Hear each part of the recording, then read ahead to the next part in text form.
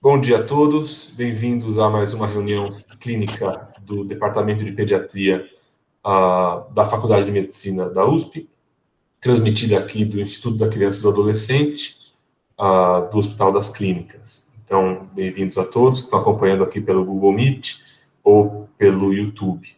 Hoje, em comemoração ao Dia Nacional do Adolescente, que aconteceu ontem, dia 21 de setembro, teremos uma reunião com enfoque nos direitos dos adolescentes e algumas mudanças no ECA que impactam a prática clínica da medicina de adolescentes. Quem vai apresentar para a gente é o brilhante Dr. Benito Lourenço, que tem uma experiência vasta em pediatria, que é a medicina dos adolescentes. Então, inicialmente, agradecer ao Benito, obrigado por ter concordado, sempre apresentações maravilhosas. Então, obrigado novamente, Benito. Passo a palavra para você. Obrigado mesmo. Então vamos lá, bom dia para vocês.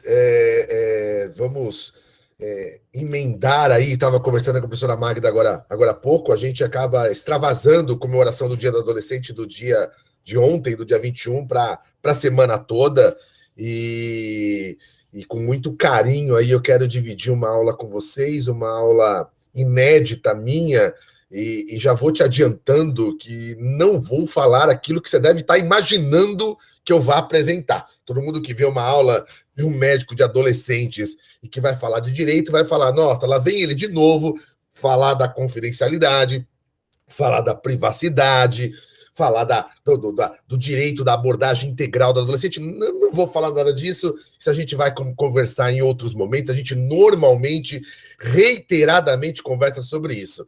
Eu queria conversar com vocês de algumas coisas um pouco mais escondidinhas embaixo do tapete, que muitas vezes pediatras são perguntados, pediatras são confrontados, muitas vezes em consultas, e ficam, às vezes, com uma cara de pastel olhando o paciente, sem saber minimamente aquilo que o pai está perguntando sobre algumas coisas do dia a dia da vida desses meninos. Como eu sei que alguns adolescentes, alguns profissionais que não são de saúde também, eventualmente vão assistir essa aula, e é uma aula comemorativa, portanto, dessa semana, eu te convido a ficar comigo aqui nos próximos minutos para a gente falar de uma coisa um pouquinho diferente do que normalmente a gente não conversa, principalmente na área médica, principalmente entre colegas médicos. E eu começo com vocês fazendo uma provocação aqui.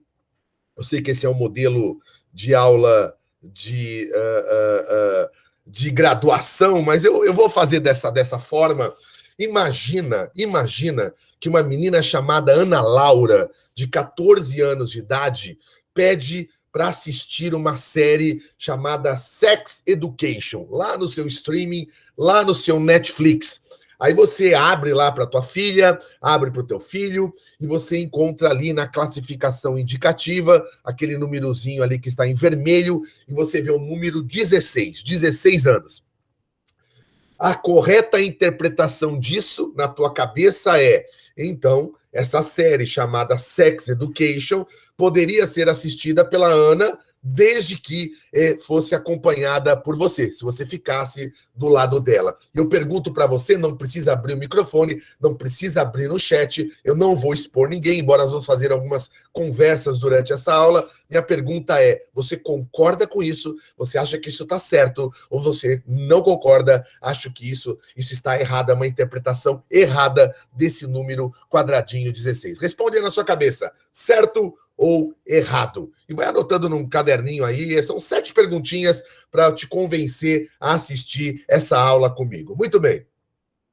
Próxima situação, a menina chamada Ana Clara, de 16 anos, ela fotografa profissionalmente, ela participa de desfile já desde 12 anos de idade, ela adora fazer isso, e numa conversa com o pediatra, os pais dela dizem que que ela vem pedindo para os pais para ser emancipada, porque ela quer fazer a gestão da sua grana, ela quer fazer a gestão dos seus contratos, não quer mais que toda vez vai a mãe junto para assinar, o pai junto para abrir conta em banco, nada.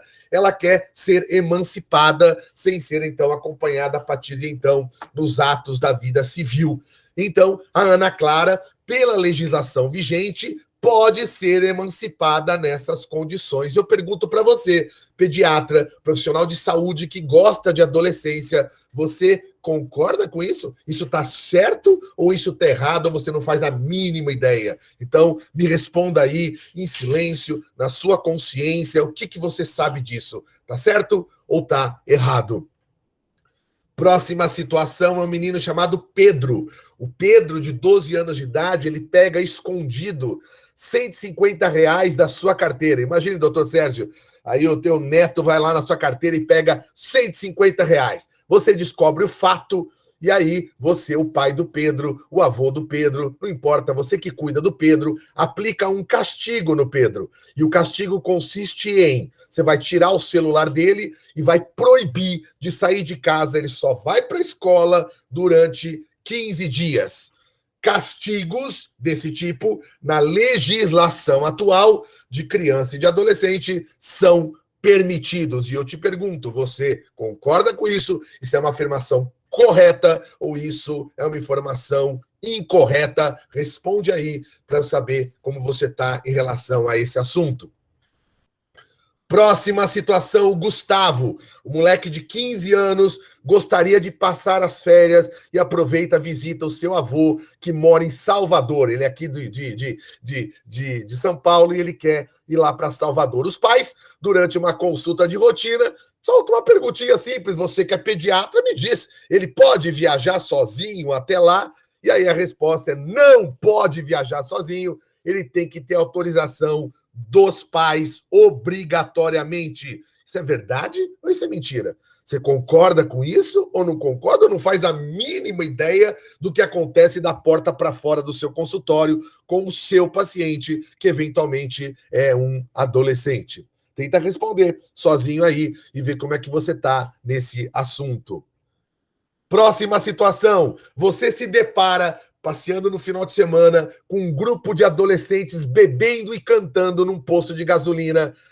Seu marido, que não é pediatra, te pergunta: cadê o conselho tutelar nessas horas que não dá um enquadre nessa molecada? E aí você responde: não é função do conselho tutelar dar enquadre em adolescentes. Você concorda ou você discorda? Você acha que isso é uma verdade ou você acha que isso é uma mentira?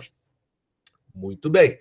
Mais uma situação, eu estou acabando. A Fabiana, a mãe do Mário, de 13 anos, procura uma vaga na escola pública, porque por essa pandemia aí, ela não consegue mais pagar a escola privada. Ela gostaria que fosse ensino integral numa escola específica que ela escolheu ali. Eu quero aquela escola. Pelo Estatuto da Criança e do Adolescente, é assegurada e garantida a matrícula. Só se houver um irmão na mesma escola, ela tem essa possibilidade de escolher. Isso é verdade ou isso é mentira? Isso é correto ou isso é incorreto? Não estou perguntando se você concorda ou não. Estou perguntando o que diz a legislação, o que fala hoje a legislação de adolescentes no Brasil. E, finalmente, a última pergunta, pergunta número 7. A mãe do Paulo, de 15 anos, refere na consulta que seu filho insistentemente só fala agora em começar a trabalhar. Ele quer ganhar o próprio dinheiro, ele quer tentar juntar estudo com emprego. E aí um pequeno comerciante de uma lojinha de doce lá no bairro ofereceu a chance, olha que legal, do primeiro emprego para o Paulo. Mesmo nessa época de crise, a mãe até fala, nossa, que bonzinho, né? Esse senhor, ele está oferecendo o primeiro emprego para o Paulo de 15 anos. Paulo não pode trabalhar ainda. Isso é verdade ou isso é mentira? Isso é correto ou isso é incorreto? Muito bem. Imagino que você deve ter respondido na sua cabeça e eu vou te dizer uma coisa. Se você achou que alguma coisa dessas que eu te mostrei está errada, alguma afirmação dessa que eu fiz está incorreta, eu quero te convidar para ficar comigo os próximos 40 minutos porque a gente precisa dar uma acertada. E não fica constrangido, não. Não fica triste, não, em ter achado que alguma dessas afirmativas foi errada. Porque isso eu faço com todos os R3. Você sabe que com o nosso ambulatório na medicina de adolescentes, nós decidimos no ICR, que é o R3 que passa. Eu sempre faço essas perguntas e me espanta, e esse é o motivo da reunião, o número de residentes que desconhecem minimamente um pouco da vida das pessoas que nós atendemos, das crianças e, no meu caso, dos adolescentes, e por isso que, junto com o Alberto, a gente bolou essa apresentação, é uma apresentação de utilidade pública para vocês que atendem adolescentes e querem ter pequenas respostas aí para esses pontos. Claro que cada assunto desses mereceria uma aula, cada assunto desses pode ser discutido sob o ponto de vista jurídico, sob o ponto de vista ético, sob o ponto de vista prático, mas não é isso. Eu quero fazer com vocês um pupurri e te prometo e te garanto que nesses 40 minutinhos, uma forma de pupurri, eu passo para vocês, pelo menos para a gente minimamente conhecer esse cenário de algumas novidades que muitos não estão ligados e de alguns direitos que são, repito, muitas vezes esquecidos por nós. Lembramos os básicos, esquecemos alguns que são importantes também, tá? Vou falar de ECA, não tem como falar de direito de adolescente, essa é a nossa lei principal. Também não vou ficar repetindo aquele conceito que, pelo amor de Deus, eu acho que todos nós, colegas do Instituto e pessoas de fora que estão assistindo essa aula, sabem que o ECA, a grande característica após a sua promulgação, é que ele considera nossa criança, nossa adolescente, um sujeito de direitos e não mais objeto de proteção. Quer dizer, não só mais, pode até ser um sujeito de proteção também, mas não é uma relação de objeto de cuidados, e sim um sujeito de direitos, tá? Fica bem tranquilo, eu sei que você deve estar ficando aflito. Pô, Benito, o ECA são 267 artigos, eu não vou falar, claro, dos 267, mas eu vou destacar aqueles que, para quem trabalha na área de saúde, eu acho que são os principais, tá? Então eu vou passar por esses temas bem rapidamente, falar de classificação indicativa, de emancipação.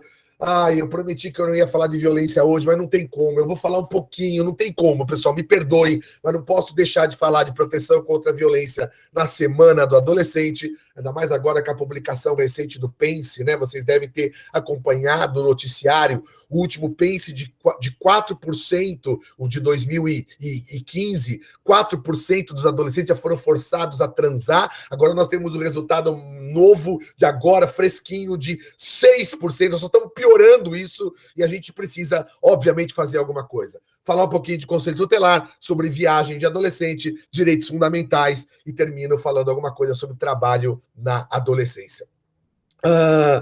Esse conceito também é claro, eu acho que ninguém tem dificuldade quando discute com seus alunos, quando discute com seus residentes, quando discute no seu consultório, o conceito legal de criança até o dia que faz 12 anos. Isso é uma super confusão em legislação. Por que o legislador escreveu 12 anos de idade incompletos, né? Se ele não limita o final da adolescência para 18 anos de idade incompletos, mas ele escreve para terminar a criança 12 anos de idade incompleto. Não vou entrar nessa discussão, há muita discussão, desde pessoas ligadas à língua portuguesa, à matemática e obviamente, aos aspectos jurídicos disso, mas é só para a gente lembrar: 11 anos, 11 meses, 29 dias, 11 horas da noite, e ainda não fez o aniversário, o indivíduo é chamado de criança. Fez o aniversário, virou o dia que ele faz 12 anos, ele já é um adolescente, tá?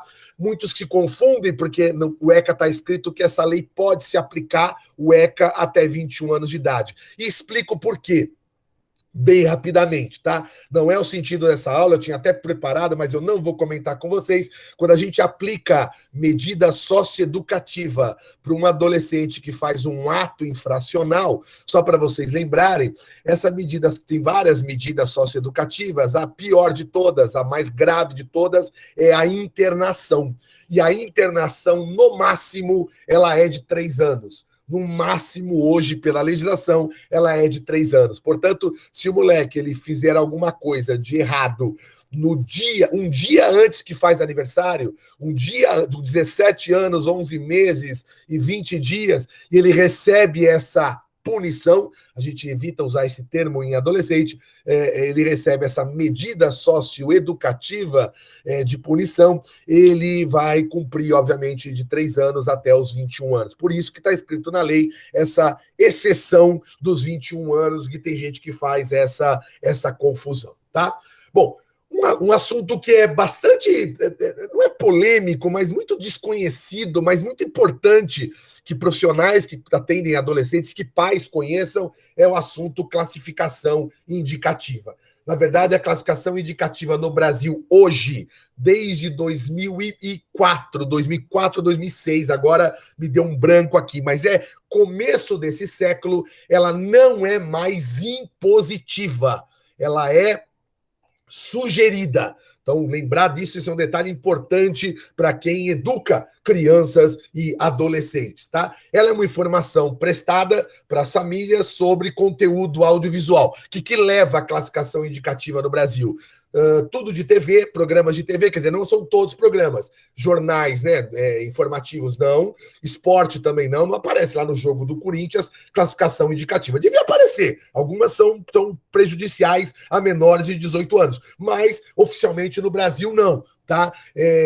Agora, os outros programas todos, sem ser jornalismo, sem ser shows ao vivo e sem ser futebol, esporte, tem lá a classificação indicativa. Então, novela, programa de TV, todos os filmes de cinema, todos os filmes da Netflix, da Disney, do Disney Channel, todos os canais de streaming têm classificação indicativa, todos os jogos eletrônicos, sejam vendidos digitalmente, sejam em Blu-ray, em DVD, não importa, todos os aplicativos, todos têm a classificação indicativa. Essa classificação tem um processo bastante complexo, também não é um objetivo dessa discussão. Lembra que eu prometi ser mais prático? Eu só quero que vocês entendam quando vocês encontram aquele númerozinho livre, o L, o 12, o 14, o 16 e o 18. Lembra?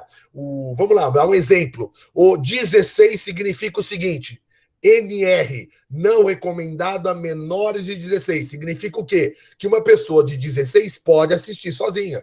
Uma pessoa de 14 pode assistir também, mas pode assistir na presença do responsável ou na autorização desse responsável. Então, pode o indivíduo assistir alguma coisa 16 com 14, 14 com 12, 12 com livre? Pode, desde que seja da presença do responsável ou acompanhado, quer dizer, ou autorizado pelo responsável. Tem 2 exceções, que é o 18. O 18 só pode assistir 18 e pode assistir o 16 a 18. Mas aí só o 16 a 18 com a presença do responsável ou autorizado. O 14, o 13, o 12, o 11 não podem, tá? Então, abaixo de 16, qualquer idade poderia, desde que fosse acompanhado ou autorizado. O 18, só o 16 a 18 poderia. E o menor de 10, nunca. O menor de 10, ele sempre precisa, isso é cinema, né? Ele sempre precisa de acompanhante no cinema. Não existe cinema sozinho. Vocês nunca devem ter visto um indivíduo menor de 10 anos entrar num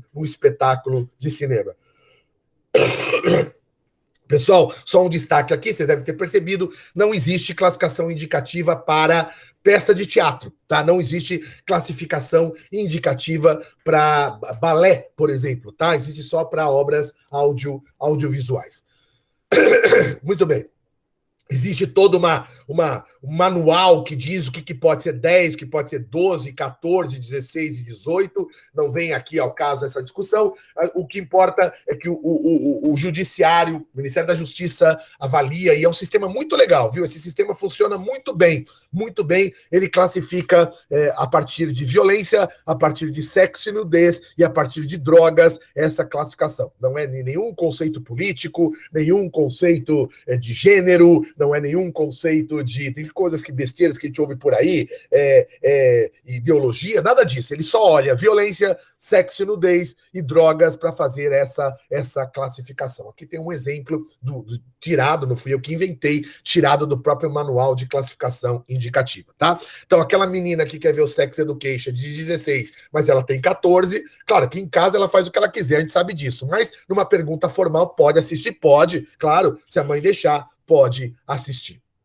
Outro conceito que gera bastante confusão, isso aqui, o primeiro dia que o residente passa comigo, eu já fico injuriado quando eu ouço essas coisas. Então, vamos lá. Toda vez que a gente fala em ECA, em um indivíduo sujeito de direitos, que é o adolescente, não se admite mais, pelo amor de Deus, a utilização da expressão menor. Nós não usamos mais menor por motivos óbvios, você deve estar entendendo comigo. Como eu posso chamar de menor uma pessoa sujeito de direitos? Parece que ela tem menos direitos. Isso não existe mais. Então, não existe o termo menor quando você utiliza ou vai interpretar ou vai avaliar direitos fundamentais, direitos básicos, direitos humanos, tá? Tem muita gente ainda mais velha que vira e mexe, escapa um menor. Até residente escapa isso na hora de conversar e de passar um caso. Agora, é mentira você falar para mim que não existe o termo menor na legislação. Claro que existe o termo menor na legislação, existe no Código Civil.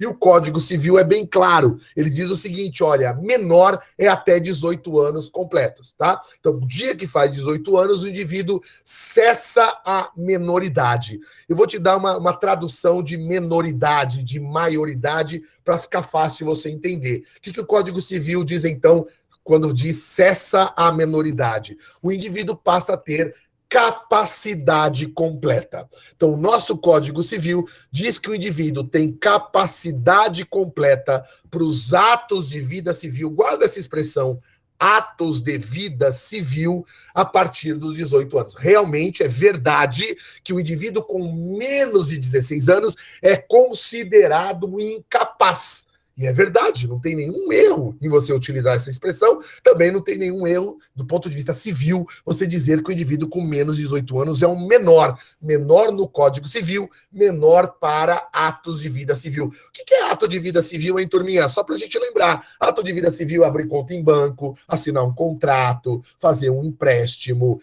ser testemunha fazer um testamento. São atos de vida civil. E a lei, vou repetir, para ficar bem claro, ela diz que atos de vida civil de capacidade completa só depois dos 18 anos de idade, tá?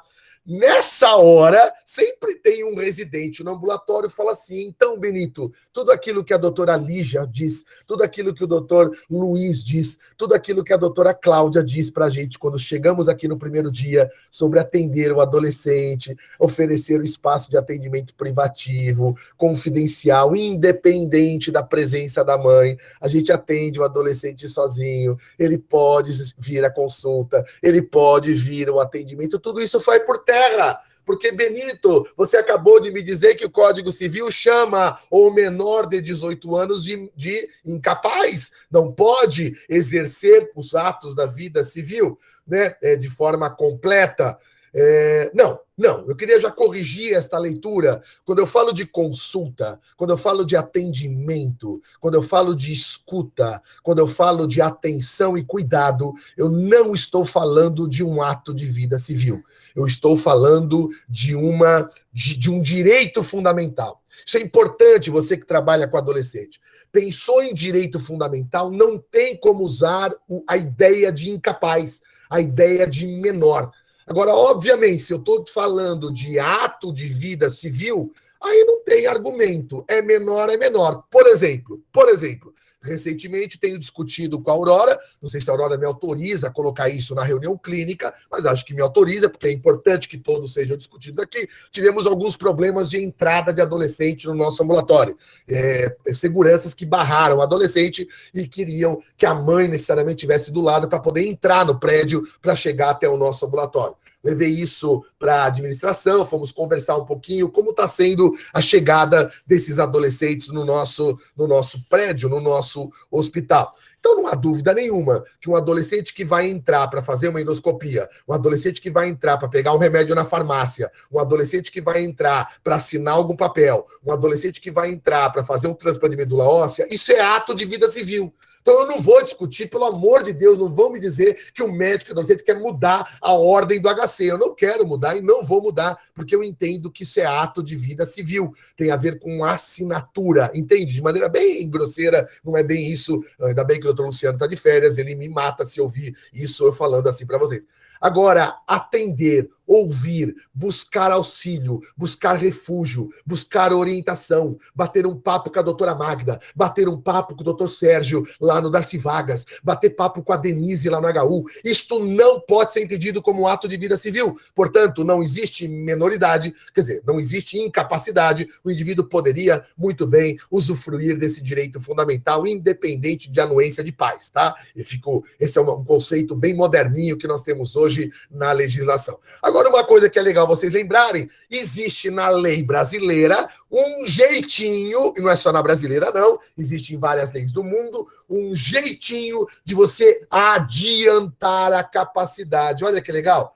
Você não adianta a maioridade, você continua com 17 anos, mas tem um jeitinho de você adiantar a sua capacidade plena. Portanto, agora pode assinar contrato, pode abrir conta no banco, pode fazer crediário nas Casas Bahia, pode fazer o que quiser, porque o indivíduo agora tem a sua capacidade. Como se chama isso? Um fenômeno de emancipação.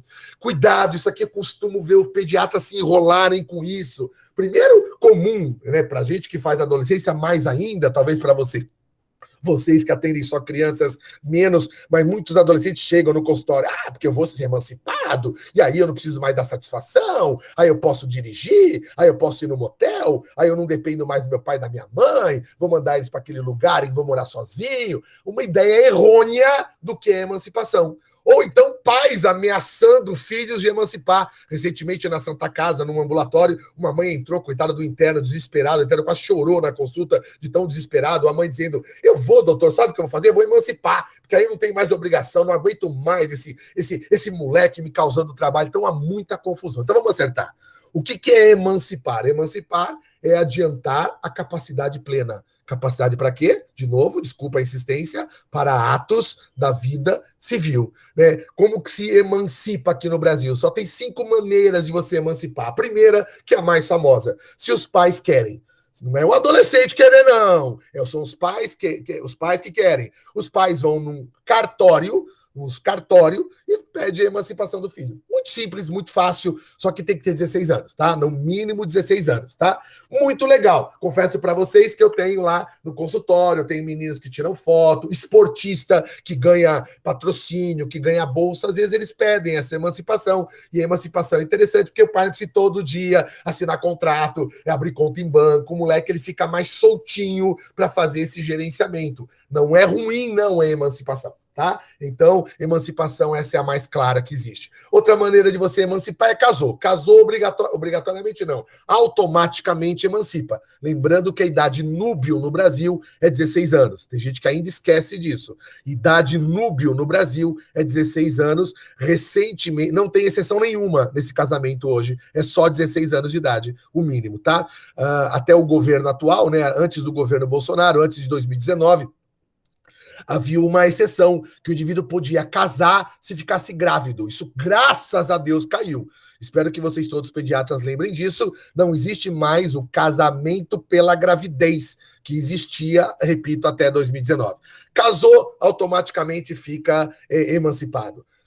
E aí vem coisas raras, tá? Prestou serviço público, emprego público, prestou concurso, se emancipa, mas isso é raro de acontecer, quase impossível. Colograu também é muito raro e já consegue se sustentar sozinho também é muito raro, tá? Então entenda isso, emancipar é adiantar a capacidade, lembrando que não muda nada código de trânsito, só vai dirigir com 18 anos, não muda nada entrar no motel, só pode entrar no motel com 18 anos, não muda nada prestar concurso público, só pode com 18 anos, não muda nada a parte penal, a parte de ECA, a parte de direitos, não muda nada, tá? O direito penal não muda, só muda atos da vida civil, e é legal que vocês conheçam isso daí. Tá bom?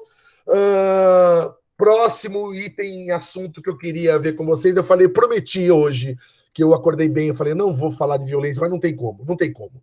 Eu te coloquei esses dados super fresquinhos que saíram agora, acabou de sair essa semana, apavorante, né, desesperador. Eu me recuso a ler, eu peço que você veja na tela do seu celular aí, veja na tela do seu computador, dá uma olhada no indicador de violência hoje dos adultos. Uma violência só, peguei só um pedacinho, que é a violência sexual, tá? Isso é assustador.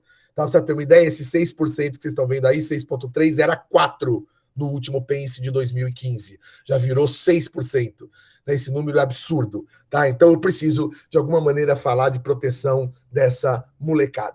Quando eu falo de ECA, aquele artigo que eu sempre digo para os residentes que o médico tem, o médico e profissional de saúde tem obrigação de decorar, e eu acho que esse tem obrigação de decorar, é o artigo 13. O artigo 13 é o artigo que você tem que acordar e fazer sempre um mantra, falar ele em voz alta. Estou vendo que o Cardoso está na sala, o Cardoso sonha com esse artigo todos os dias da vida dele. E, portanto, eu sugiro que a gente aprenda com o Cardoso a sonhar todo dia com esse artigo, que é o artigo 13.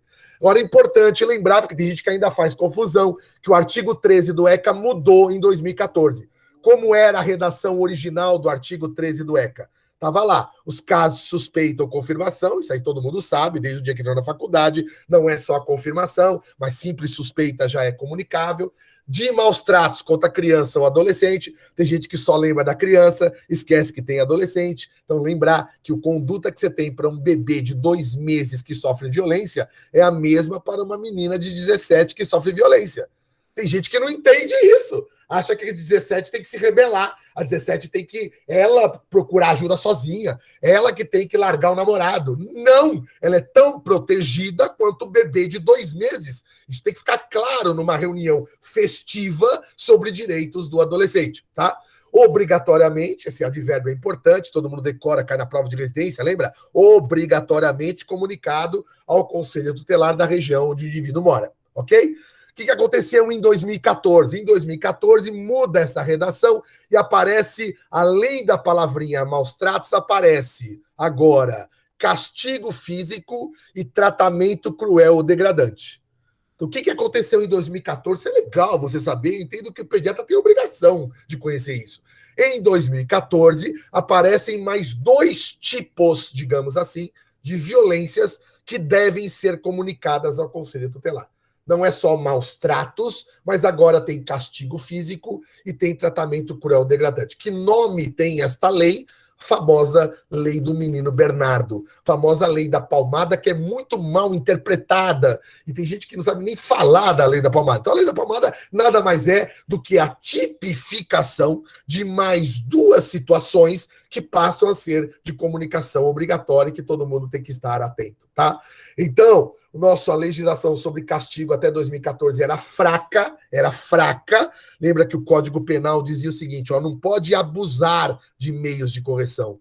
Veja, se eu falo que não pode abusar, para um entendedor assim mediano, ele vai falar, então usar pode.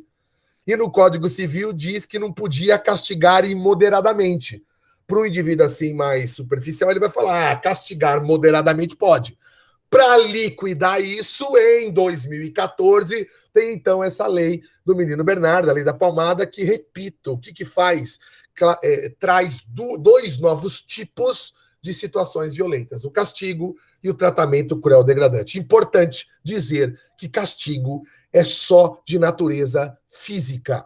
Isso é importante. E às vezes eu faço isso com o Bernardo, meu filho de 3 anos de idade, estou olhando ele agora ali, me assistindo dar essa aula aqui em casa. Às vezes ele faz uma coisinha errada, eu falo, Bernardo, fica no quarto pensando 2 minutinhos a sua vida. Eu não posso ser acionado por lei da palmada. Tirar o celular de um adolescente, não deixar sair numa festa, isso não é uso de força física.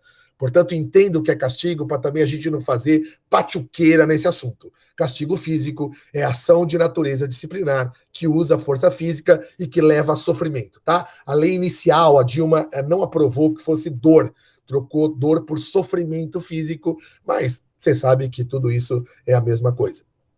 E o que é tratamento cruel degradante? Só para não ficar sem explicação, é tudo aquilo que humilha, tudo aquilo que ameace gravemente e tudo aquilo que ridiculariza uma criança ou um adolescente, tá? Então não tem como a gente deixar numa reunião para falar um pouquinho sobre direitos e falar sobre essa questão da lei do menino Bernardo e do artigo 13 do ECA. Tá?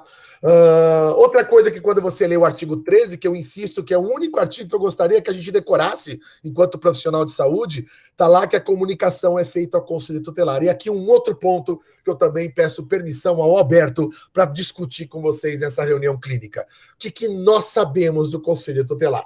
Tem gente que faz viagens sobre papel, formação, aonde fica, como come, como se reproduz um conselheiro tutelar. Né, um monte de mitos, um monte de ideias que não correspondem à realidade, tá? Então, lembrar que Conselho Tutelar não é órgão jurisdicional, ele não é órgão do Poder Judiciário. Tem gente que acha que ele é funcionário do juiz, que é o judiciário que paga o salário. Não, quem paga o salário de um conselheiro é o município. O Conselho Tutelar é um órgão executivo, é um órgão municipal. É um órgão que existem 5 conselheiros, todo conselho tem 5 conselheiros, e o mandato atual é de 4 anos. Não era, e mudou agora em 2019, é de 4 anos. Um conselheiro tem um mandato de 4 anos, e agora, também de 2019 para cá, um conselheiro pode ter reconduções indefinidas. Basta ele se candidatar de novo, ele é eleito de novo, e isso indefinidamente. Existem críticos disso, existem pessoas que gostam disso, mas é legal você saber que o Conselho Tutelar ele tem vida eterna hoje no Conselho Tutelar, tá? O que precisa ser para ser um conselheiro tutelar? Eu sei que muitos têm críticas ao conselho. Tem que ser só maior de 20 anos, morar na cidade e ter idoneidade moral. Só isso. É a única coisa que precisa para ser um conselheiro tutelar. Pode ser partidário de algum partido? Pode. Pode ser pastor? Pode. Pode ser padre? Pode. O que se deseja, isso é uma campanha nossa no sentido de tentar fazer com que isso seja respeitado, é que eles não utilizem isso na campanha. Né? O conselheiro da Igreja Universal, o conselheiro que é o representante do partido PSOL, o representante do partido PSDB. Não interessaria isso, e muitos utilizam. Então essa é uma crítica que se tem, mas pode, claro, ninguém tem todo o direito de ser partidário do que for e ter a sua religião, tá? Isso aqui é outra coisa também, as pessoas têm muita confusão, elas acham que o conselheiro tem esse poder. Geralmente o conselheiro toma uma atitude em colegiado. As grandes decisões de conselho são de colegiação, de reunião. Sabe aquelas reuniões que tem no ICR? Eles têm também lá no Conselho Tutelar. Não é um que tem, ainda mais quando a medida a ser aplicada é uma medida mais pesada, tudo isso é feito em colegiado, tá? O que é importante lembrar do Conselho também? O que eles podem fazer? O que eles têm capacidade técnica e autoridade legal para fazer? Por exemplo, indisciplina e problema familiar nunca foi e nunca será atividade do Conselho. E eu já vi gente falando da área de saúde que Conselho Tutelar vai dar uma represália, vai dar uma bronca, né? Vai fazer atendimento psicoterapêutico. Você passa lá no conselho, ele vai bater papo com você para entender a sua vida. Isso não é função do Conselho Tutelar.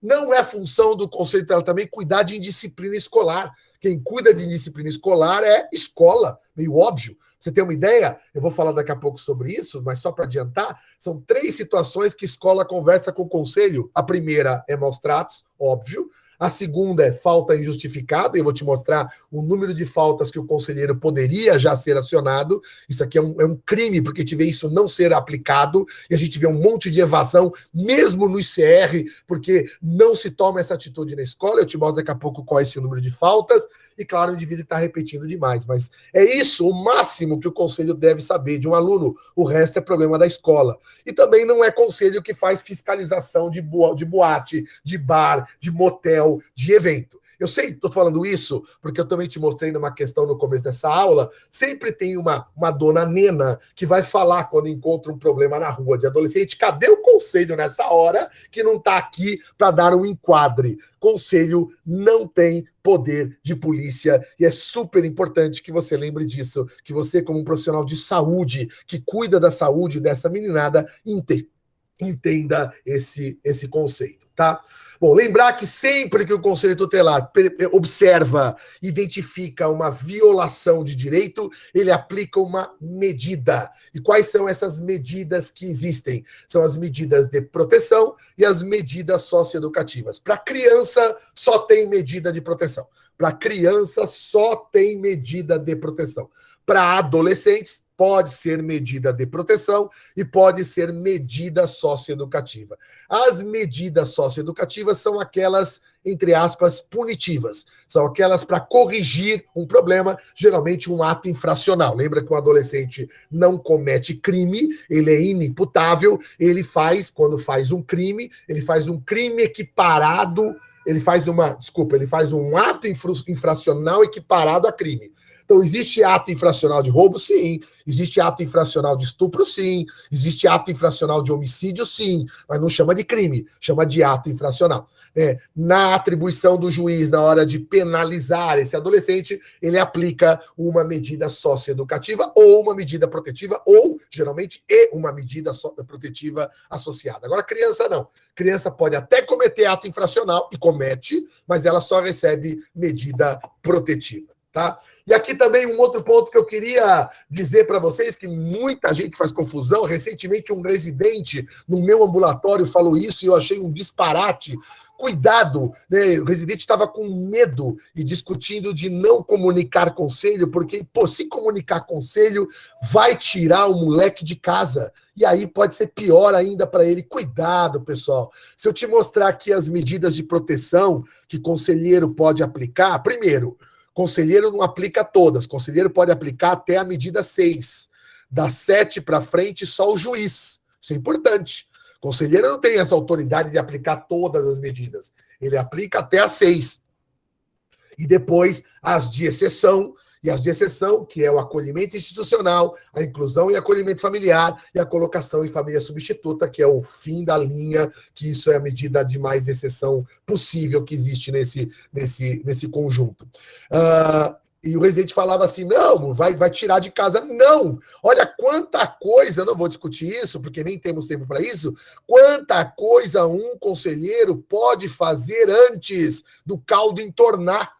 Isso é importante que vocês saibam, enquanto profissionais de saúde, para não terem medo de chamar o conselho para estar junto, comunicar o conselho aquela situação de um direito que não está sendo respeitado. No caso das violências, obviamente, isso é fundamental, tá? Só para lembrar também, tem gente que faz confusão, quando há acolhimento institucional, nós não usamos mais a palavra abrigamento. Vira e mexe, eu recebo encaminhamentos de abrigados, médicos que escrevem isso nos prontuários. Esse termo não existe mais, eles chamam hoje isso de acolhimento institucional. Lembrar que é uma também medida de exceção, porque se tenta a família extensa, se tenta a família ampliada, para depois ir para o acolhimento institucional, e hoje um acolhimento institucional, um abrigo, entre aspas, que é o conceito antigo, no máximo 18 meses, tá? Desde 2017, há uma definição que ninguém fica num abrigo por mais de 1 ano e meio, 18 meses, tá? Olha o quanto de medida pertinente aos pais um conselho pode aplicar antes da suspensão do poder familiar, da destituição da tutela, da perda da guarda. Também é importante que a gente conheça quantas ações um bom conselheiro, claro, capacitado, treinado, ele poderia oferecer para situações onde está, de alguma maneira, acontecendo violação dos direitos dessa molecada, tá? Bom, outro tema nesse pupurri, Alberto, que eu prometi que ia fazer para ele e para vocês todos que estão assistindo essa reunião, é o que existe hoje de novidade em viagem de adolescentes. Isso aqui mudou, hein, pessoal? Isso aqui mudou desde o governo atual, desde o governo Bolsonaro para cá, houve uma mudança na legislação do ECA sobre viagem. Até 2019, qualquer ideia. Crianças, portanto, precisavam autorização judicial. Adolescentes não precisavam. Então, acima de 12 anos, podia viajar. Território brasileiro, tá, pessoal? Internacional não mudou nada. Até 18 anos tem que ter autorização e pronto, eu não quero discutir viagem internacional. Eu quero discutir a viagem aqui no Brasil. Pegar um ônibus, pegar um avião da Azul e ir para Sergipe, e ir para Fortaleza. Vamos discutir isso aqui, tá? O que mudou? Hoje, Abaixo de 16 anos, o tratamento é igual à criança. Você tem que conhecer. O menor de 16 anos, o tratamento é igual à criança. Portanto, precisa de autorização judicial, tá? Tem exceção. Quais são as exceções? Não precisa de autorização se for uma comarca contígua. Então, um moleque que vai aqui de São Paulo para São Bernardo do Campo, não tem sentido pensar assim, obviamente, tá? Então, não precisa. Se está acompanhada de um ascendente, vovó. Então, se o vovô ou a vovó for junto, não tem problema nenhum. Também isso é tranquilo, não tem nenhuma documentação. Acompanhada de um colateral de terceiro grau. Tem que ser de até terceiro grau, ou seja, irmão, até o tio. Também não precisa de documento nenhum, tá? Quer dizer, precisa de documento mostrando que o tio é tio. Só isso. Mas não precisa de autorização nenhuma. Não vale primo. Não, eu sei que tem gente que gosta de primo, mas não vale primo, é quarto grau. Faz a continha comigo, primo é quarto grau. Então, viajar com primo, fazer aventuras na adolescência com primo, sozinho, não. Preciso de autorização até 16 anos, tá? E se tiver uma pessoa maior expressamente autorizada, isso aqui é o que acontece em viagem de formatura, né? Viagem viagem de comemoração, né? De escola, geralmente tem um adulto responsável e que leva um monte de cartinha de autorizações expressas dos pais, tá? Então é importante que você conheça isso, é o mínimo que você pode lembrar para você conversar aí com pais quando eles perguntarem e a gente não ficar, repito, com aquela cara de falar 12 anos, falar números que nem existem mais, tá bom? Mais um assunto que eu queria rapidamente nesse pupurri lembrar com vocês sobre os direitos fundamentais do adolescente. Eu só estou falando de adolescente, tá, turminha? Desculpa a criança hoje, mas eu só quero falar de adolescente, que é a minha praia. Só para a gente lembrar, existem 5 grupos de direitos fundamentais, e deixa eu comentar uma outra coisinha desses grupos que eu acho que é legal o profissional de saúde, um médico, em particular pediatra, e o médico de adolescentes conhecer. Primeiro grupo de direito fundamental, o direito à saúde. Novidade nesse artigo, nesse grupo de artigos aqui, é a tal da Semana de Prevenção à Gravidez. Super legal isso. Eu peço que vocês sempre se unam aos profissionais que atendem adolescentes, se unam na pediatria, para que sempre a gente identifique a primeira semana de fevereiro como uma semana de discussão, de reunião clínica, de levantar questionamentos, de pensar, de fazer advocacy para a gravidez na adolescência. Nós somos um país onde a redução de gravidez na adolescência, mas isso não é para comemorar, já vou adiantar, não é para comemorar. Eu sei que eu falo isso, o ministro falar isso na televisão, todo mundo fica feliz. Nossa, o Brasil está diminuindo. O que o ministro não falou nunca para vocês, e eu preciso falar, é que a redução do Brasil é a menor do mundo. Reduzir por reduzir, o mundo inteiro está reduzindo. Só que a redução de gravidez e adolescência no nosso país é a menor do mundo. Nós estamos hoje, vou falar para a professora Magda isso. Professora Magda, nós estamos hoje com o indicador de gravidez e adolescência no Brasil igual ao do Sudão. Nós estamos hoje com o indicador de gravidez igual ao do Sudão. Eu não dormiria bem. Eu sei que a doutora Magda não dormiu bem essa noite, ela estava falando. Agora eu acabei de provocar ela mais ainda, ela não vai dormir de novo a próxima noite. Espero que ninguém durma. Você não pode ficar feliz em estar numa reunião clínica do Departamento de Pediatria da Faculdade de Medicina da USP, né, com audiência do Dr. Sérgio do Darcy Vargas e da Denise do HU, convivendo com a ideia que você tem indicador de Sudão. Não é vergonhoso? Não é melhor você dar uma baixadinha aí no HU no volume da câmera, Denise? Diminui um pouco o volume da reunião para ninguém ouvir isso, porque isso chega a ser vergonhoso. Então, eu quero te chamar, quero te conclamar para que vocês se unam a gente a pensar o assunto gravidez e adolescência. E aqui eu quero discutir não, eu quero apresentar, é uma reunião rápida, eu quero pontuar a necessidade de a gente fazer advocacy. Eu estava conversando com uma colega minha, que é chefe da adolescência lá na Unicamp hoje.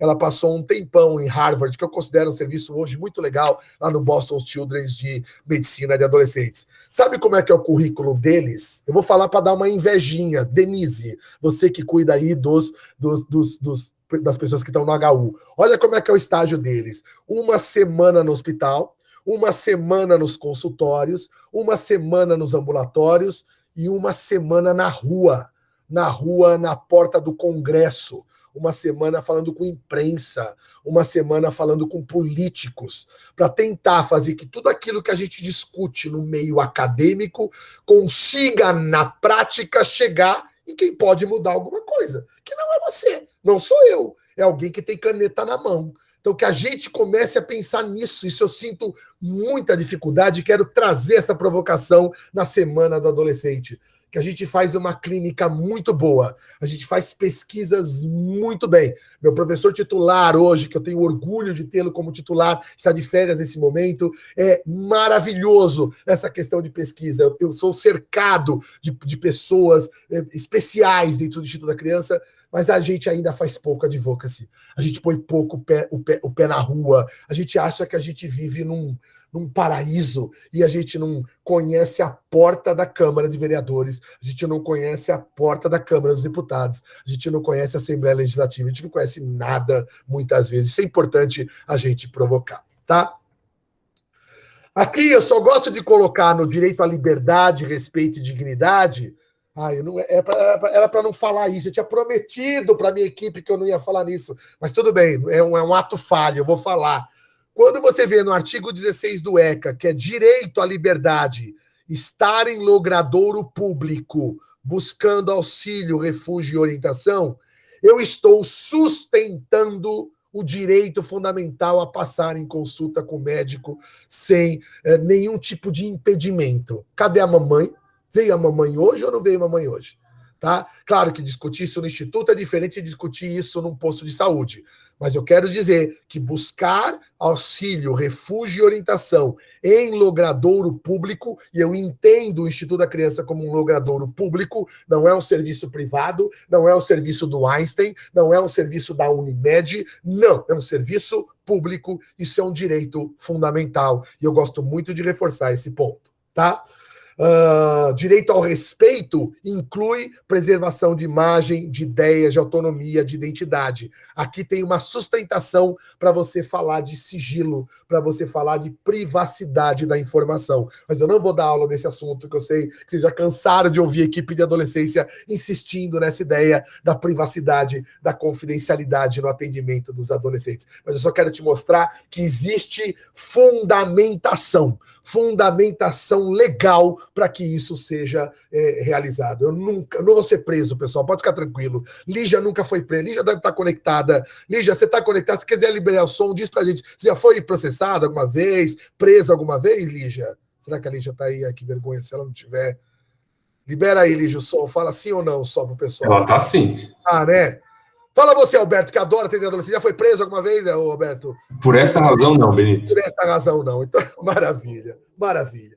Terceiro direito fundamental, direito à profissionalização. E aqui eu preciso falar um pouco de trabalho, porque aqui também há uma confusão e há um outro advocacy que eu quero conclamar, professora Magda, nossa mente superior no Instituto, que vai nos guiar nesse processo, que é a questão do trabalho infantil. Né? Todo mundo sabe que não se trabalha com menos de 14 anos, salvo na condição de aprendiz, tá? Pera. Não se trabalha com menos de 14 anos no Brasil. Existe uma exceção, que é o trabalho artístico. O trabalho artístico ele é permitido na nossa legislação. Então, o Silvio Santos nunca foi preso, o Cirilo, a Maria Joaquina, aquela Maísa, né? Aquelas artistas miris, ninguém é preso porque existe uma autorização judicial para que o indivíduo trabalhe.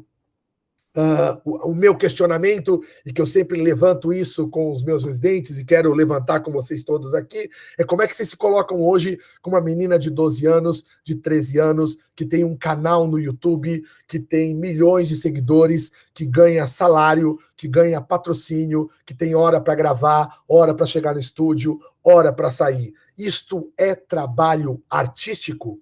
YouTuber mirim é trabalho artístico? Então, queria conclamar aí pediatras e profissionais que trabalham com saúde do adolescente para a gente pensar nisso, tá?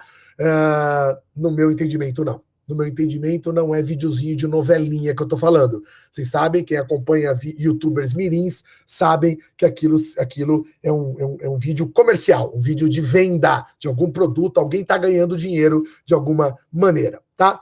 De 14 anos a 16, o único jeito de trabalhar no Brasil é via aprendizado.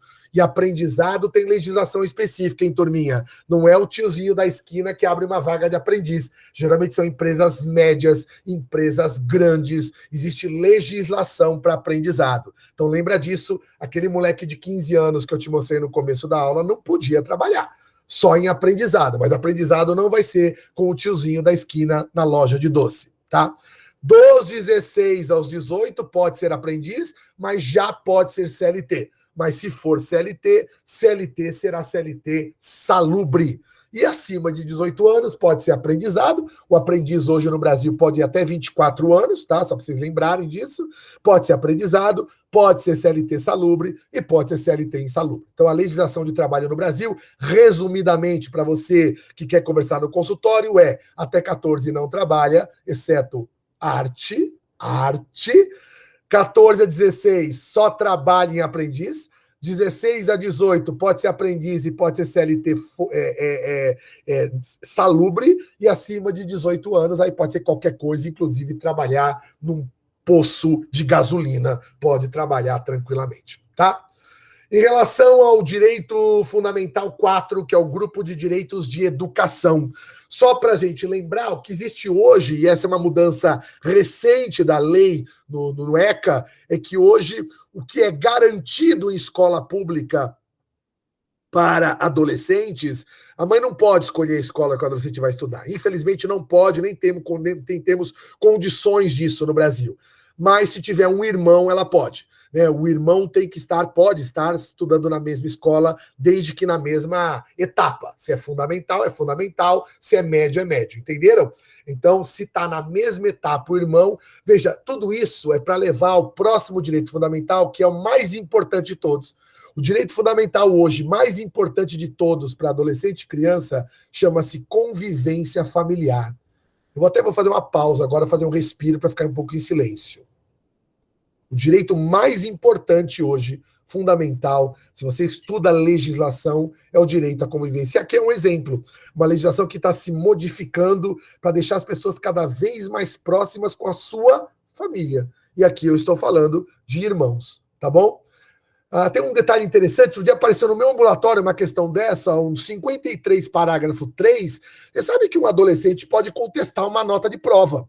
Um adolescente precisa de mamãe e papai na escola para contestar a nota. O adolescente pode levar para o diretor, pode levar para o conselho, pode levar para a Secretaria de Educação um recurso. Um recurso porque ele se achou injustiçado naquela questão. Eu acho isso lindo, eu acho isso muito legal. É um direito dos adolescentes, tá? Existe uma novidade também desde 2019, não sei se vocês já foram chamados, né? Toda vez que tem artigo no ECA com letrinha na frente, isso aqui é uma diquinha, você que gosta de ler o ECA, é sinal de que mudou alguma coisa, e para não mudar toda a numeração, eles vão criando A, B, C, D, entende? É assim que você lê o ECA. Quando tem letrinha, é coisa nova, tá? Então, hoje, desde 2019, precisa ter ações sobre drogas dentro de escola. Isso é muito legal, muito necessário, muito importante. Talvez vários de nós já fomos chamados aí em escola para fazer esse tipo de orientação. Isso também é uma novidade que eu queria que vocês lembrassem que existe no ECA desde 2019, tá? Lembrar que o ECA diz que é direito fundamental, então, direito fundamental, o Estado assegurar o ensino fundamental, que é obrigatório e gratuito, ensino fundamental, com progressiva extensão para ensino médio. Isso aqui lembra que o ECA saiu na década de 90. Hoje já está o ensino médio, tá? Só para vocês terem uma ideia, a lei de diretrizes e base da educação, que é a lei básica da educação, já coloca hoje que é o dever do Estado garantir até o ensino médio. Então, isso, o direito do adolescente em estudar em escola pública, teoricamente, é garantido até o ensino médio. Não é só escola fundamental, como alguns ainda mais antigos dizem, isso já caiu, tá? É importante que a escola também faça uma conversa com o conselho. Pra você ter uma ideia, uma das indicações de uma escola conversar com o conselho é quando existe reiteração de faltas. Qual é a legislação que diz isso? Diz o seguinte, olha, tem 200 dias letivos no ano. Desculpa, pessoal. Eu posso faltar 25%. Você sabe que é isso o número de faltas que poderia acontecer, tá? Só que se você atingir 30% dessas faltas permitidas, então vamos lá, 200 dias, eu posso faltar 50. Quando eu já faltei 30% de 50, já seria o momento de comunicar ao conselho. E você vê isso na prática, pessoal. Isso é catastrófico. Gente que atende nos vários ambulatórios, não é só no meu, não. É você, Lúcia, da Reumato, é você, Elô, da Infecto, que de vez em quando atende e mamãe fala assim, ele não está indo na escola, ele falta na escola, ele falta 3, 4 vezes a semana na escola. O conselho tutelar já deveria ter sido acionado em relação a isso, tá? Isso é um conceito importante, a gente engole falta muito fácil. E é importante que você da saúde seja mobilizado a isso também. Então, nesse dia comemorativo, nessa reunião tão especial, que também queria te dar esse cutucão sobre a reiteração de faltas injustificadas na escola. E, finalmente, o último direito fundamental, o direito da convivência familiar. Lugar de criança e de adolescente é na família. Já falei para vocês que acolhimentos são medidas excepcionais, tá? Existem algumas coisas que alguns profissionais desconhecem, né? Por exemplo, o pai e a mãe tá preso, o adolescente pode visitar? Claro que pode. Ah, mas é legal ir no presídio, é tão constrangedor, é tão ruim, eu sei disso. E eu sei que você pode ter essa conversa se um dia você tiver um paciente no seu consultório, mas é direito à garantia de convivência. Pra você ter uma ideia, se uma adolescente está num regime de internação porque cometeu um ato infracional e ela tem um filho, ela tem direito a ficar com esse filho. Esse filho fica internado também. Isso são direitos que é importante que você conheça. Ela está amamentando mais ainda. Ela tem direito de amamentar. Claro, mas aí o filho fica preso com a mãe. Fica. Não é preso, a gente chama de preso, mas ele fica cumprindo a medida socioeducativa junto com a mãe. Tá? Uma coisa que eu queria lembrar com vocês também, que também já apareceu na prática no Instituto da Criança e médico ficou meio perdido, que é o programa de apadrinhamento. Vamos à vida real, pessoal, vamos lá. Programa de adoção no Brasil. Quem são os adotados? Os adotados são crianças pequenas, são brancas, ou adotados, quer dizer, quem as pessoas querem adotar? Crianças pequenas, brancas, que não têm deficiência ou deformidade física e cujos pais não tiveram problemas com drogas. Quando você faz levantamento, é isso que você encontra. O que as pessoas querem? Bom, pensa comigo, esse é o grupo mais difícil de se encontrar, porque você tem crianças mais velhas e adolescentes negras que têm problemas de saúde e muitos, quase a imensa maioria, oriundas de famílias que tiveram problema com drogas, tá? Para consertar isso, não é consertar, pelo amor de Deus, mas tentar arrumar isso, nós temos um artigo 19b hoje do ECA, que é muito legal, que fala do programa de apadrinhamento. Veja, apadrinhamento não tem nada a ver com adoção. Quem é que pode apadrinhar? Quem não está em cadastro de adoção. Tem gente que fala assim, então eu estou num cadastro de adoção, eu vou apadrinhar, já ganho tempo. Não. Adoção é adoção, apadrinhamento é apadrinhamento. Quem pode apadrinhar? Qualquer um que seja maior de 18 anos. Pode ser pessoa física, pode ser pessoa jurídica. E é exatamente para dar a chance para esse indivíduo que normalmente não é adotado. Né? Também não pode demorar muito, tá? Porque geralmente quanto mais velho, um pouco mais difícil. Mas é esse adolescente mais novo que a gente estimula esse programa, que é muito bonito, chamado de apadrinhamento, tá? Existem vários tipos de apadrinhamento afetivo, apadrinhamento financeiro, né? Você pode levar um moleque para passar o Natal na tua casa, você pode levar o moleque para passear com ele no shopping, você pode levar o moleque para ir numa praia, pode. Você pode mandar dinheiro todo mês, é um outro jeito, apadrinhamento financeiro. Você pode ir nessa instituição e tratar todo mundo do dente, ou examinar todo mundo, fazer o teu trabalho, contar uma história, não importa, que é o apadrinhamento colaborador. Muito legal isso, é legal que também nós pediatras conheçamos. Esse é um programa relativamente novo que nós temos no Ministério da Justiça, tá? Outra coisa também que é meio óbvia, que não custa nada a gente relembrar, estou terminando minha aula, falta ou carência de recurso material não constitui motivo para perder poder familiar, né? Tem gente que ainda acredita nisso, né? Que poder familiar cede, isso não tem nada a ver, ser pobre, faltar recursos. E mesmo quando um pai e uma mãe é condenados criminalmente, não se perde poder familiar.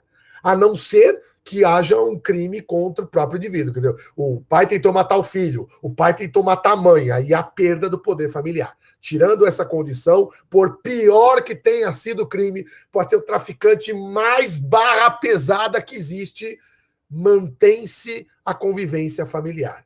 Não há nenhuma mudança em parentalidade. E aqui um ponto que às vezes pediatra, como é muito fãzinho de criança e de adolescente, acaba trocando os pés pelas mãos. Já vi aluno residente, não foi no HC, foi na Santa Casa, conversando com o adolescente sobre um pai preso, meio que, não é estimulando, mas meio assim, dizendo o seguinte, tá preso, fez coisa errada, se afasta dele. Pelo amor de Deus, crime é crime, parentalidade é outra coisa. Conjugalidade é conjugalidade, parentalidade é parentalidade, né? Essas discussões que existem de alienação parental. Uma coisa é uma coisa, outra coisa é outra coisa. Cuidado para a gente também não entrar numa seara que me chama a atenção, ela é questionável do ponto de vista ético, tá? Era isso que eu ia falar. Eu ia falar só mais uma coisinha, me permite, Alberto, a última consideração, e eu abro para ouvir aí as perguntas e pareceres de vocês, né? O único artigo na nossa Constituição que está escrito absoluta prioridade é o artigo 227 da Constituição brasileira, e diz que a absoluta prioridade para os direitos fundamentais é de criança e de adolescente, e até mais recentemente de jovem também, tá? Então, criança e adolescente jovem vem antes de adulto. Criança, adolescente jovem vem antes de velho. Isso é importante a gente ter isso claro. E outra coisa, você lendo esse artigo 227, está aí na tela para você, pelo amor de Deus, não dá para subdividir prioridade. Não dá para subpriorizar, ou seja, achar que entre criança e adolescente, prioridade é mais de criança do que de adolescente. Isso é mentira. Prioridade é tanto de criança quanto de adolescente. Desculpa essa última expressão, mas é uma expressão de alguém que só atende adolescentes na vida e que vira e mexe encontra aí numa unidade básica de saúde na periferia de São Paulo, uma gestora que vira para o médico e fala: aqui a prioridade é só criança. Não marca na sua agenda adolescente, não. Deixa eles para depois, que a prioridade é o bebezinho, é a puericultura do bebezinho. Aí você vai tentar argumentar, aí a gestora fala, porque eles ficam doentes, né, doutora? Aí você fala, mas os meus morrem, né? Eu sempre, quando alguém fala, a criança fica mais doente, eu viro e falo, mas o adolescente meu morre mais. Vamos competir, quem ganha? Então ninguém vai ganhar de ninguém. Prioridade é criança e adolescente. Toda vez que você sentir que isso não está sendo respeitado, pega esse artigo 227 e mostra para essa pessoa, gentilmente, mostra que não existe subpriorização. Tá bom? Pessoal, muito obrigado pela paciência de vocês. Fico à disposição agora.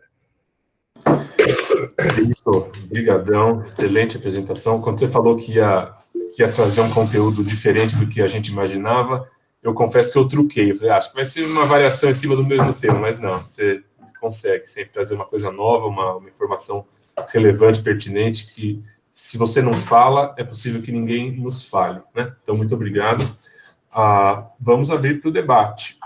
Professora Magda. Queria agradecer muito, parabenizar e dizer quanto é honroso para o Instituto da Criança ter um colega desse quilate, com essa capacidade tão grande de se comunicar, né? O Benito realmente é um showman, atrai muito a atenção de profissionais, de adultos e de adolescentes, que eu também já vi ele dando aula. Muito obrigada, e queria dizer que realmente o Instituto, ao ampliar seu nome da criança e do adolescente, eu acho que foi um grande passo que nós demos.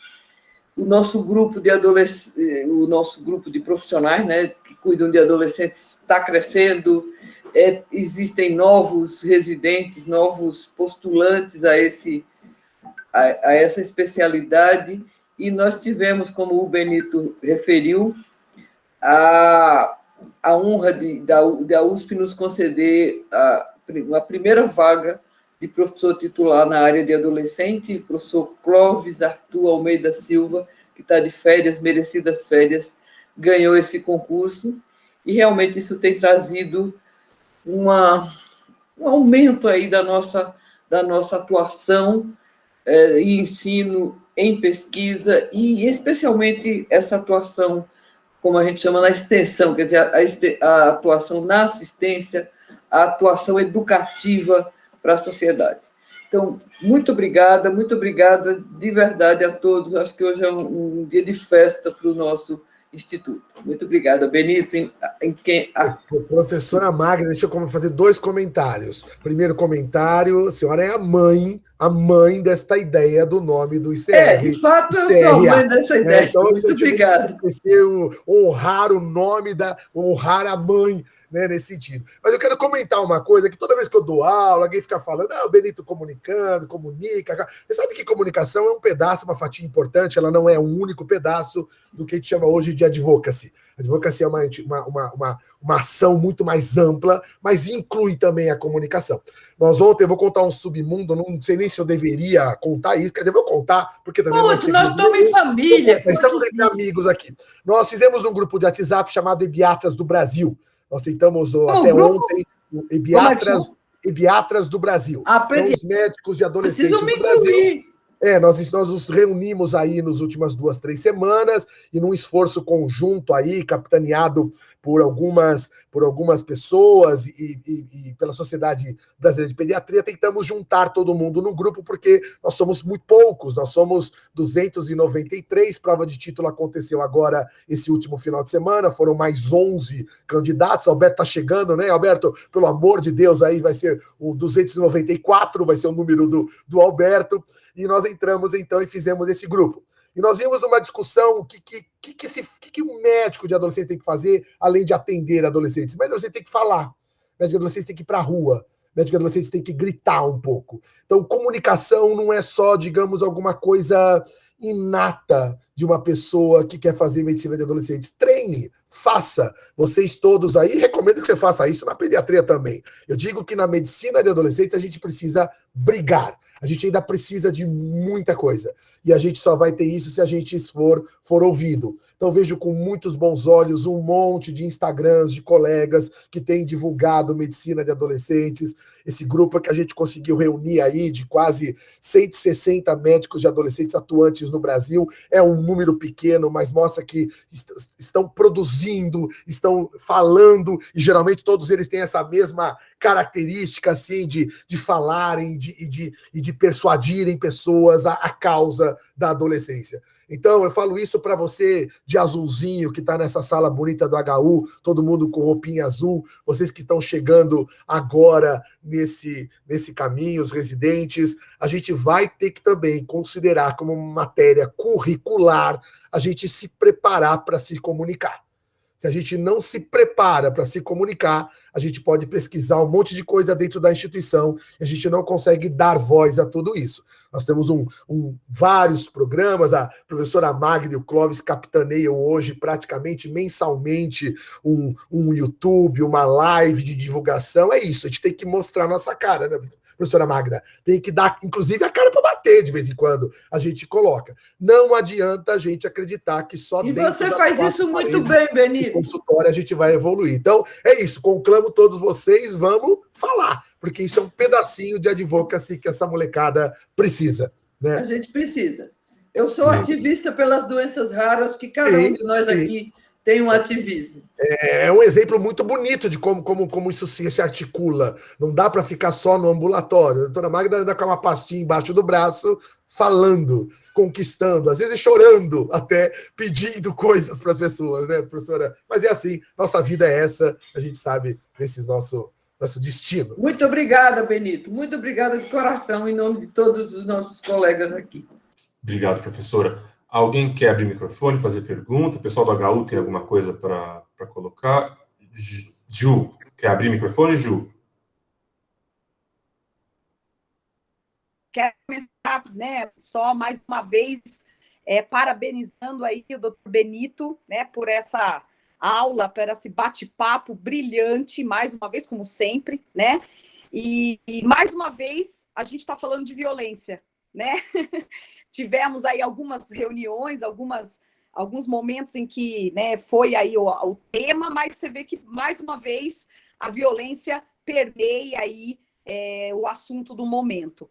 E, na verdade, eu queria perguntar uma coisa para o doutor Benito, né? A gente conversamos já, né, esse momento de pandemia em que tivemos aumentos, né, dos indicadores aí quando falamos de violência. Paralelamente, a gente vivenciou um aumento significativo do tempo de tela, de exposição à tela, internet.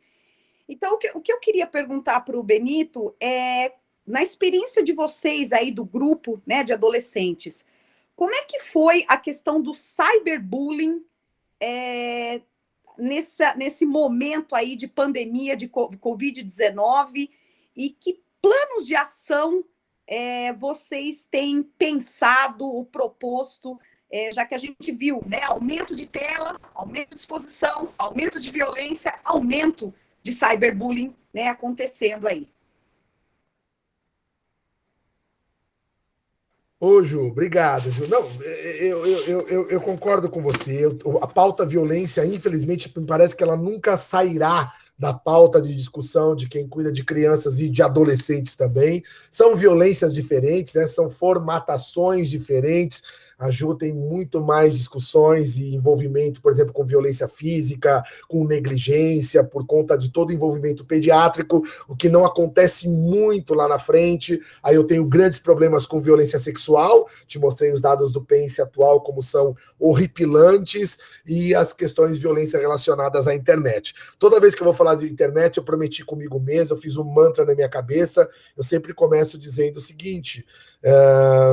O ambiente offline é muito mais violento que o ambiente online. Isso é importante porque numa discussão acadêmica é super válido a gente discutir o ambiente violento dentro da internet, mas a vida real para os pais, me parece que às vezes, jogando toda uma responsabilidade diante da tela, a gente deixa de discutir as coisas que acontecem quando o indivíduo desliga o computador.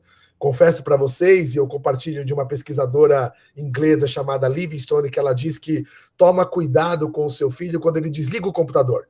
Que tome mais cuidado com o teu filho quando ele desliga o computador e não quando ele liga o computador. Né? Isso a gente sabe. Existe mais bullying do que cyberbullying. Existe mais estupro do que violência na internet. Existe mais golpes sendo dados aqui na rua da minha frente de casa do que golpes sendo dados na internet. Isso é importante, isso ser muito claro para a gente que trabalha com adolescentes. Mas realmente foi um momento que a gente está passando, um momento que a gente está vivenciando, onde precisamos, e graças a Deus tivemos, para alguns, não para todos, ainda muita desigualdade nesse país em relação a isso, a aproximação dos adolescentes com essas questões relacionadas à tela. E não existe gabarito para isso. Eu tenho visto no ambulatório o residente perguntar assim para o adolescente. Isso é importante eu dividir com os residentes que estão nos ouvindo e com todos os colegas. Você tem gostado do EAD, da ensino à distância? E aí o residente fala, o adolescente fala assim, nossa, eu adorei, eu me identifiquei, achei que esse é o jeito mais legal de estudar. E, por outro lado, o adolescente responde, eu odiei, eu durmo, eu desligo a câmera, fico dormindo, só ligo no final. Veja, não existe gabarito. Eu não posso dizer, e ninguém pode dizer nessa sala, que existe gabarito para isso, se está certo ou está errado. Né? O certo e errado nessa discussão é muito questionado. Palavra mágica, Ju, para dizer em um minuto que a gente levanta sempre quando atende adolescentes, e não é só para violência na internet, é para sexualidade, é para drogas, é para jogos perigosos na internet, é para qualquer assunto que envolva essas novas dimensões dos problemas de adolescente, é espaço de escuta. É uma postura do profissional de atenção e de espaço de escuta. Nós estamos, coincidentemente, em setembro também, não podia deixar de falar, para a gente não perder essa chance, né, Alberto? Num mês que é dedicado também a gente aprofundar e entender a importância da saúde mental dessa meninada, particularmente nos assuntos relacionados a suicídio. E você que faz pediatria, eu vou terminar essa resposta para a Ju com uma cena que é muito cara, que é um bebê bebê todos gostam nessa sala, tenho certeza, adolescente não todos, mas bebê todos gostam, um bebê no colo de uma mãe com cólica, sei lá, estou inventando uma condição, tá cólica, com 2 meses de idade, e a mãe de madrugada abraçando esse bebê, andando para lá e para cá, moleque chorando, e se você pudesse colocar um aparelhinho na cabeça da mãe, tentando identificar qual é o interesse de verdade que ela tem naquele bebê, ela está desesperada tentando saber o que realmente está acontecendo com o filho. E ela não descansa enquanto não descobrir ou não acalentar aquele filho. Eu sei que essa imagem é até um pouco romântica demais, mas eu acho que nós que trabalhamos com adolescentes, que conversamos com essa molecada, temos que sair de um tudo bem de elevador. Sabe? Sair daquele tudo bem, sabe o tudo bem de elevador que você fez agora de manhã? É o tudo bem que te pergunta, mas a gente não quer saber a resposta. Tipo, não fale para mim. Mas é ter realmente essa postura como se fosse de uma mãe querendo descobrir e não ficando tranquila enquanto não descobre o que está rolando na cabeça daquele moleque. E aí você começa a perceber esse monte de coisa. É meninos e meninas se cortando, é meninos e meninas se agredindo na internet, é jogo perigoso de asfixia proliferando por aí, é brincadeira, desafio do álcool gel na pandemia, onde o moleque pega álcool gel na boca e cospe no fogo. É só vocês olharem os vídeos todos que estão circulando por aí. Para trabalhar com esses novos, digamos, paradigmas, não tem gabarito. Você não vai encontrar num livro da Sociedade Brasileira de Pediatria e nem no meu livro da coleção do ICR um capítulo de como conversar com adolescente que faz desafio do álcool gel na internet. Não vai. Então, a ideia não é basicamente o que fazer. A ideia é esteja próximo ao adolescente para, junto com ele, achar caminhos. E é isso que eu provoco todo mundo. A gente vai, tem assuntos impactantes. Tem colegas nessa sala que já me ligaram no consultório desesperados, olha, eu estou travado, eu não sei nem que resposta eu dou para isso que apareceu no consultório, porque eu repito, são coisas novas aparecendo. Ou se você olhar com carinho, com vontade de enxergar, você vai encontrar 10% de cortes nos antebraços. 10%. 10%, 1 em cada 10. Então, são desafios novos que nós somos chamados. Claro, vamos ter que estudar, sentar o bumbum na cadeira, aprender alguma coisa, ler, ver o up-to-date, pesquisar, estudar, mas a gente vai ter também que mudar um pouco essa proximidade, essa verdadeira intenção de escutar essa molecada. Nossa, eu estou filosófico demais, Alberto, até me desculpa se eu filosofei demais agora. A reflexão é sempre muito bem-vinda, Benito. Obrigado, Ju. Eu queria perguntar, Benito, você comentou de trabalho na adolescência, né? Que são as faixas etárias que podem atuar como CLT ou aprendiz. E você comentou da exceção aberta para atividades artísticas antes dos 14.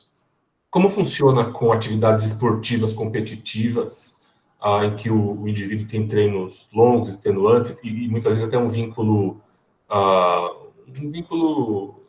contratual com o clube? Como funciona isso? Não funciona, Alberto. A questão é não funciona. Não é abrigado pela lei. Não é abrigado pela lei.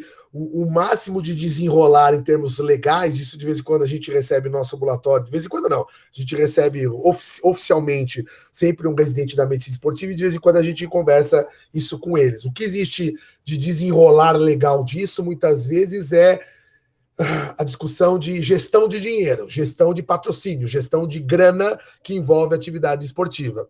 Então, existe, por exemplo, a emancipação de adolescentes para fazerem essa gestão. Agora, esporte não é entendido como trabalho. Não é entendido como trabalho, embora muitas vezes exija do competidor horas, às vezes, mais extenuantes de disposição para aquilo do que artístico. Mas a única exceção brasileira é o artístico, que já é um mato complexo, é um terreno complicado, essa questão do trabalho artístico. Para você ter uma ideia, a gente ainda tem uma dificuldade. O trabalho artístico tem que ter um alvará.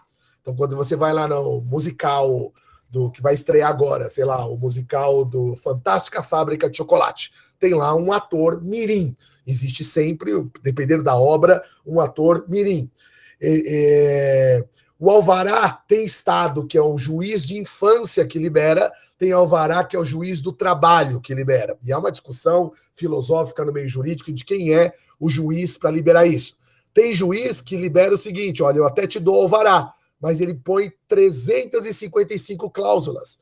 Tem uma delas, por exemplo, e alguns juízes estão colocando hoje no Brasil, tá bom, mamãe, você quer que tua filha trabalhe em uma novela, ela vai trabalhar, mas metade do valor que ela ganhar vai ficar numa poupança onde ela só abre com 18 anos, só tem acesso aos 18 anos.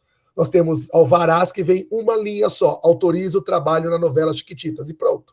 Né? Então nós temos muitos alvarás diferentes, muita gente que não segue o caminho legal, né? Embora isso hoje é bem fiscalizado em termos gerais. Mas para o esporte não há essa mesma interpretação, embora uma outra linha de pensamento bem interessante, né? Bem interessante, porque, repito, em termos de carga horária, de exigência, de estresse psicológico, são indivíduos que sofrem muitas vezes, né? Muito boa colocação. Estresse físico também, né, Benito? Muito legal pensar dessa maneira, e é como a discussão que eu falei do youtuber, né? Se youtuber é um trabalho artístico ou não, e há muito questionamento sobre isso, né? O que é trabalho artístico? Alguém está ganhando dinheiro, e ganhando muito dinheiro com esses meninos e com essas meninas. Perfeito, Benito, muito obrigado. Acho que temos tempo para mais uma pergunta. Alguém quer abrir microfone? Alguém quer mandar por escrito? Aqui no YouTube, por enquanto, não temos perguntas. Alguém tinha levantado a mão durante a palestra, depois abaixou. Não sei se quer abrir microfone para falar. Muito bem, gente. Professora Magda, mais algum comentário? Eu queria lembrar, realmente, essa questão do esporte é muito, muito oportuna essa discussão, né? Porque a Fadinha, né? Essa moça, essa adolescente maravilhosa, virou um exemplo para o país inteiro, né? De alegria, de responsabilidade, de compromisso, né, Benito? De leveza, né? Da maneira como exatamente, isso tudo, né? Eu acho que, às vezes, uma palavra do Maranhão, né? A palavra é tão importante na pediatria, que também é uma palavra importante dentro da medicina de adolescentes, é um pouco de bom senso na medida em que a gente aborda e trabalha essas questões, né? Acho que o bom senso também é uma palavra muito bem-vinda numa semana de comemoração à adolescência, né? Muito bem-vinda. No caso da atleta que a professora comentou, fica muito evidente para quem assiste que ela gosta muito do que está fazendo, né? No consultório, às vezes, eu esbarro com umas situações em que a gente não tem muita certeza se o adolescente está muito envolvido do ponto de vista de gosto, de estar ali fazendo aquilo que ele gosta, né? Eu tive a possibilidade, Alberto, de conversar uma vez com uma produtora de elenco infantil, produtora dessas novelinhas que fica para filmes, né? Faz muita questão de filme. E ela disse que isso é muito comum, né? O moleque está numa cena, ele fala assim, tia, sabe, de verdade, eu queria estar jogando bola, eu não queria estar aqui. Aí a produtora olha para a mãe, que está lá num canto da sala, com um caderninho, né, tendo que seguir um contrato, porque a partir de um determinado momento houve uma assinatura de um contrato, né, e a carinha daquela criança dizendo, olha, na verdade eu queria estar jogando bola. Então isso é fato, quem trabalha com pessoas sabem disso, muitas coisas que acontecem com crianças e adolescentes não acontecem pelas crianças e adolescentes, acontecem pelo papai e mamãe delas, né? A gente percebe isso em várias questões, e, portanto, mais um desafio do pediatra em estar atento, em conversar, em trazer isso à tona, e são perguntas que não são muito comuns de uma anamnese rotineira, né? Eu estava dando recentemente uma aula de jogo de asfixia, que é o jogo mais comum da molecada, e eu conversava com os neuros, se um neuro numa consulta pergunta na anamnese de uma cefaleia, além daquelas 10 perguntas básicas, se o moleque faz asfixias. Então, eu só estou te dando esse exemplo, que parece meio tosco, a gente esquece de perguntar. A gente vê no consultório uma menina que fotografa, uma menina que modela, uma menina que é artista da novela Chiquititas, e acha que é só felicidade. E se você abre um espaço de conversar com ela sozinha, você vai perceber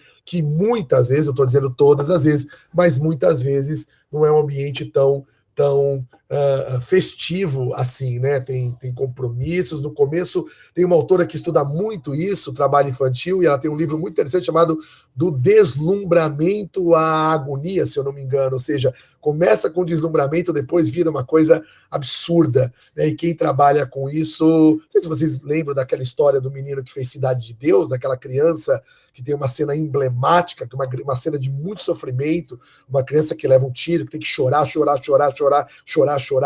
antes de fazer a cena, e aonde o produtor da cena pedia, olha, você tem que ficar pensando na sua mãe morrendo, pensa na sua mãe morrendo, pensa na sua mãe morrendo. Reveja essa cena é emblemática. Esse moleque até hoje é um moleque assim meio assustado com o que apareceu, embora o filme foi premiado, o filme quase ganhou Oscar, o filme é um dos melhores filmes brasileiros, muito bonito, mas a consequência psíquica para a molecada que trabalha nisso também tem que ser muito bem trabalhada. Recentemente também vocês observaram aí uma menina do programa lá a Maísa, né, uma figura pública aí, que também é motivo de chacota em programa de humor, motivo de chacota. Então, quem trabalha com trabalho infantil, né, quem legisla sobre isso, dizem que essas pessoas têm direito também depois ao desconhecimento. Tudo tem que ser apagado delas.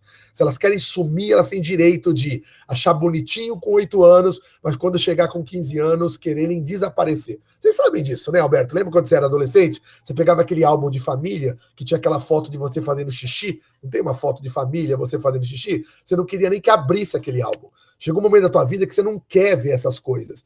Imagine você tendo sido uma artista mirim, com 15 anos, você tem que se expor ou ver você naquele papel que muitas vezes você não gostou, não quer mais, enjoou, não vive mais feliz com isso. Então, tem que haver também um direito ao anonimato. Se trabalha muito com as plataformas, isso não pode ter download, não pode ter gravação.